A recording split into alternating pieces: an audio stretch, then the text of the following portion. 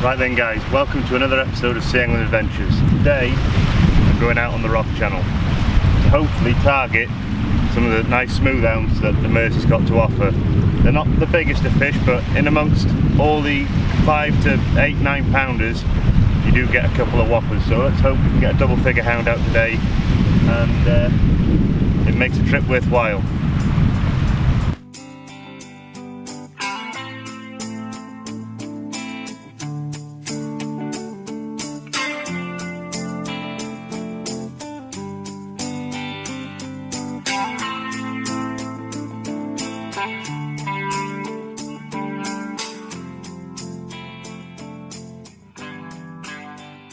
Now then guys, as you can see, I've got a pair of fathoms paired up with my M427 high flexes, and these are loaded with 20-pound Varivas Yellow Sport and 80-pound Varivas rig body / shock leader.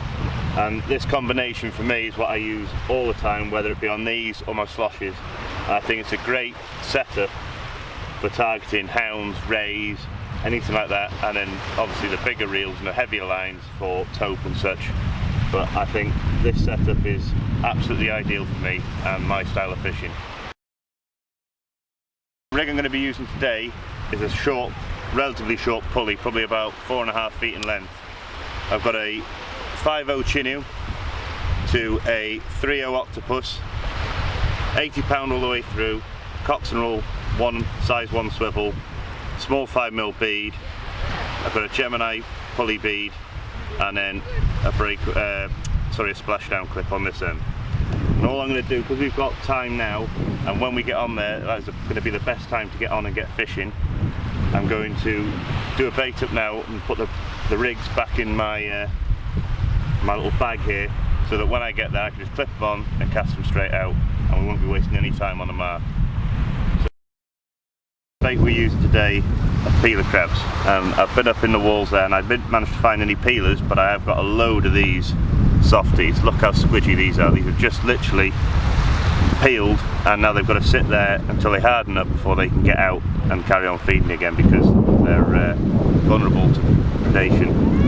So all I'll do, I'll start with a bigger one, hook it right through the back and out the other side, and just put a bit of bait elastic on that.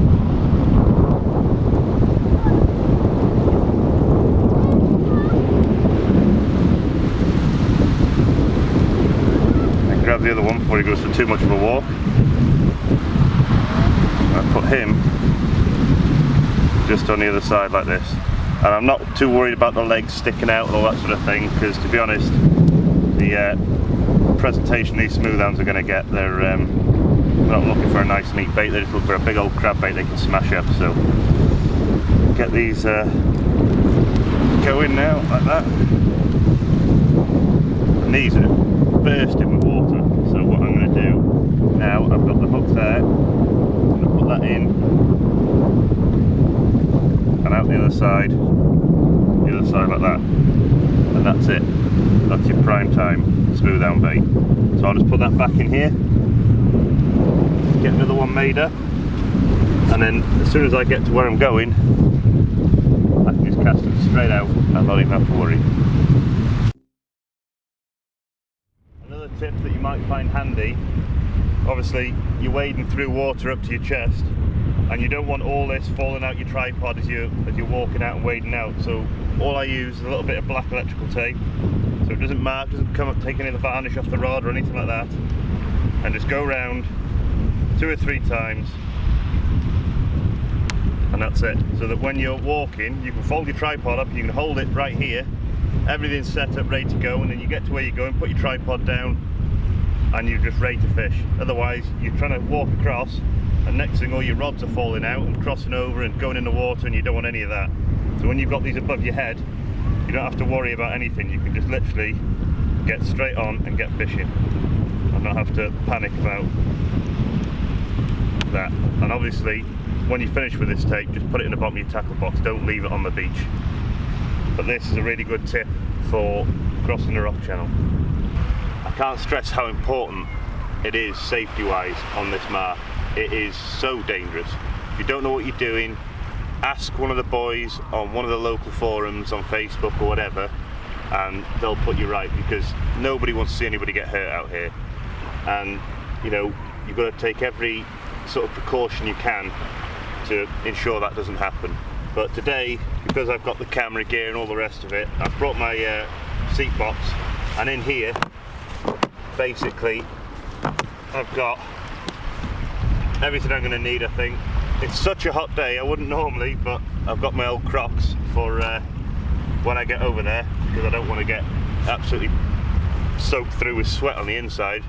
I've got a big bottle of squash, got my traces, got some weights, not a lot of weights, I'm not fishing over rough ground. Just some 5-ounce Namex leads. I've got a sling and some scales and some bait elastic and some end tackle, and that is about it, because that's all you're going to need here, ladies and gents. You're going to be walking the thick end of a mile with all this gear in the searing heat. You want to go as light as you physically can. And the other thing is, when I get there, I can put the backrest up, and I can just relax in between casts. Hopefully I won't be doing too much relaxing, because the hounds will be, you know, on the feed. But it looks like we can get over now, or start to look at getting over, so let's see how we get on.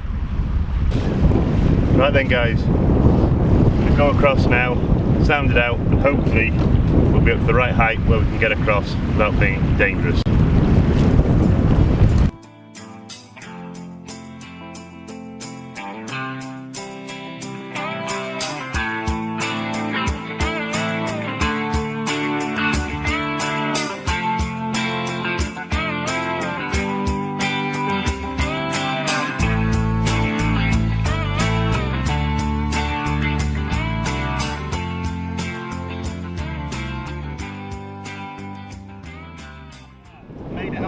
Channel, and I'm just going to get all my gear out and get it ready now.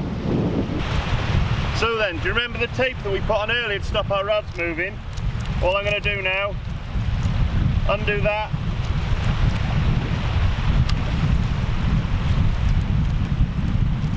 undo that, put it up in a ball. I'm going to put it straight in my tackle box, and then it won't blow away or blow all over the beach. I'll get these rods set up, get the first baits up, and hopefully hook into that big smooth hound. So then guys, this is what it's all about. Get my rig, open this up, pull my first bait out,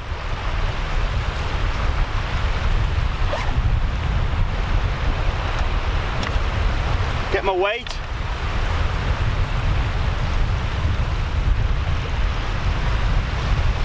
whack that puppy on, clip it all down, and I've got no messing about now. I can get straight out, get this first cast in, and hopefully we'll have a screaming ratchet before we even put the second bait on.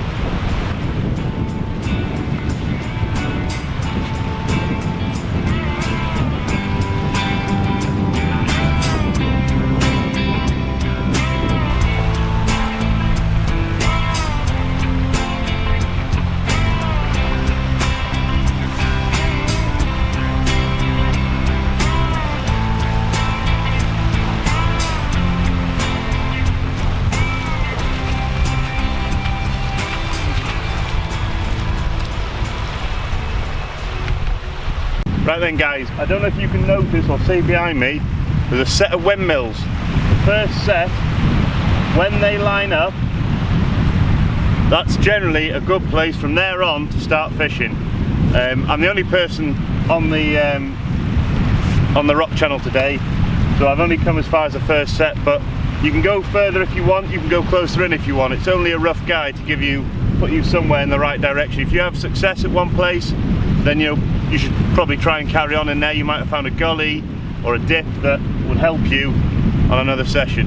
But as a general rule, that's what I sort of try and do. Steve McPhee, fair dues to him, he took me on the channel the first time and showed me, and it worked out all right last year. So that's a first trip this year. Both rods have literally just gone out, so we'll just sit back and see what we can do. Style of fishing, where we're fishing today, you want baits in the water constantly. So what I'm going to do, whilst I've got the first two rods out, I'm going to get a spare rig made up. I've got it already here, same thing, pulley, exactly the same script. All I'm going to do is put a frozen peeler and I'm going to put a crispy on and see if we can wangle one out on that. But I'll just get it all set up ready because we want to be changing these baits rapid, much like you would in match fishing. So obviously the longer the baits are in the water and the more time the baits are in the water, the better chance you've got of seeing something out. So we'll just get all this on.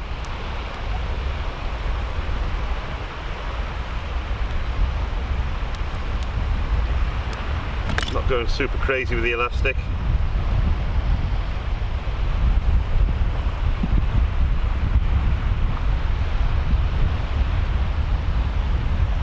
And that's it there, all made up.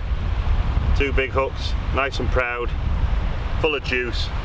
Get this one clipped up, get it on a stand, and then when I bring this first rod in, I've got another bait to go straight back out, no messing about.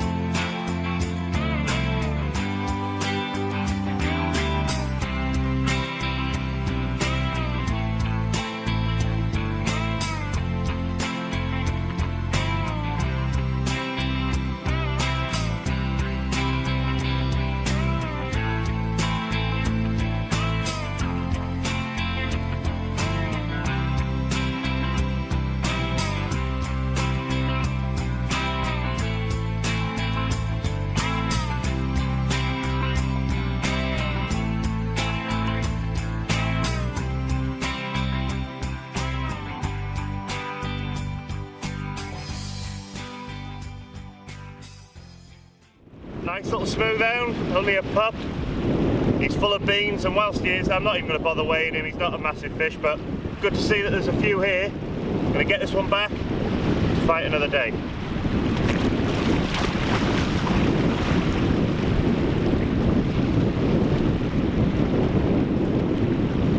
There he goes!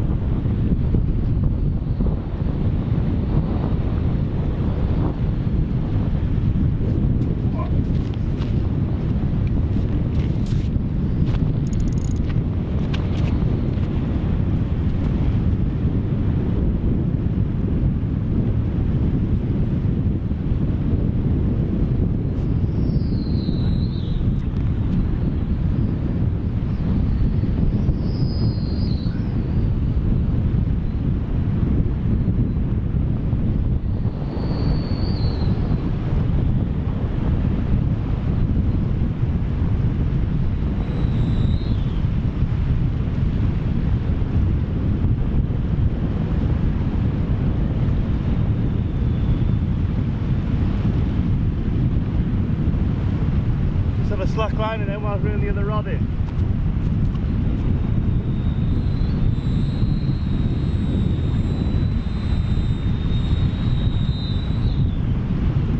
Got another hound on here, boys and girls.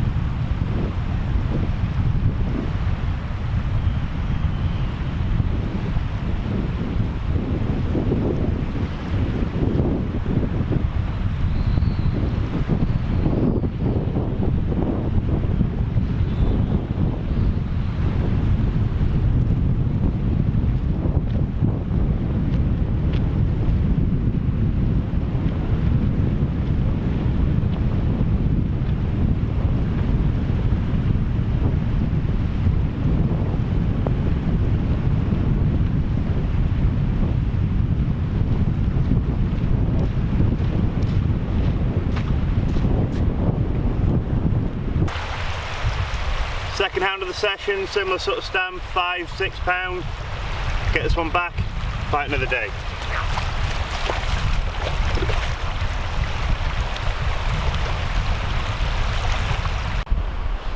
Right then guys, just made the last bait up of the session.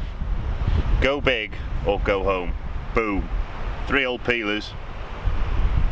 And I'll give this one a couple of minutes, get this one blasted out, and then I think I'm going to call it a day. 2 hounds so far. Pretty small stamp to be honest, or an average stamp really for here. But yeah, no big doubles yet, sadly. But there's always next time. But we'll get this one out and see how we get on.